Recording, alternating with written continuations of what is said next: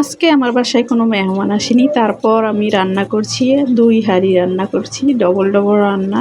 কেন ডবল রান্না করেছি সেটাই আজকে আপনাদের সাথে শেয়ার করব।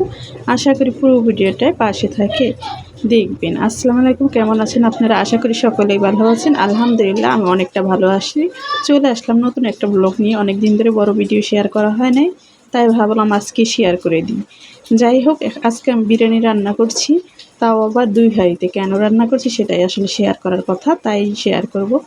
এই তো প্রথমে আমি গরুর মাংস দিয়ে বড় এক হাঁড়িতে বিরিয়ানি রান্না করেছি। এখানে গরুর মাংসটা সবাই খাই আমরা, সেজন্য বেশি করে গরুর মাংস দিয়ে বিরিয়ানিটা রান্না করেছি আজকে। আর একজন আছে, সে হলো গরুর মাংসটা খায় না, তার জন্য আসলে আলাদা করে রান্না করা। আজকে আমার বাসায় অবশ্য কোনো মেহমান নেই, আজকে আমরা নিজেরাই খাবো। আজকে কিন্তু সকাল থেকেই সারাদিনই বৃষ্টি চলছে। এই বৃষ্টির ভিতর গরম গরম বিরিয়ানি খেতে কিন্তু সবাই পছন্দ করে, না আমাদেরও অনেক পছন্দ। তাই ভাবলাম আজকে এই বৃষ্টি ছাড়া যাবে না, এই বৃষ্টির ভিতরে অবশ্যই বিরিয়ানি খেতে হবে। আর আমি এখন ভয়েস দিচ্ছি, এখনও কিন্তু বৃষ্টি পড়ছে। অবশ্য ভয়েসের ভিতরে মনে হয় বৃষ্টির শব্দটা কিছুটা হলেও শোনা যেতে পারে। যাই হোক, তারপরেও আমি ভয়েসটা কভার করছি, কিছু করার নেই। এই তো বিরিয়ানি রান্না শেষে আমি কিছু পেঁয়াজ বেরেস্তা করে রেখেছিলাম, এগুলো উপর দিয়ে সুন্দর করে দিয়ে একটু ঢেকে রাখবো। এটা দিলে কিন্তু বিরিয়ানির ঘ্রাণটা খুবই ভালো লাগে।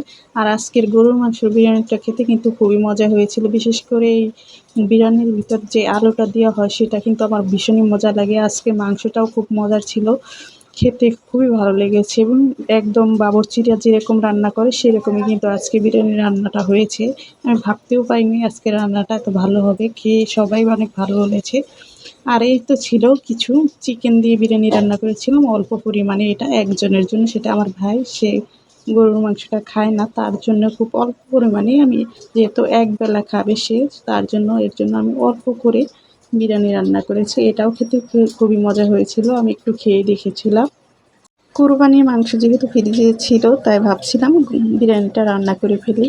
কুরবানির মাংসটা এমনিই অনেক ভালো লাগে। আজকে শেষ কুরবানির মাংস খাওয়া, আর নেই ফ্রিজে, শেষ রান্না, তাই ভাবলাম আজকে বিরিয়ানিটাই রান্না করে ফেলি।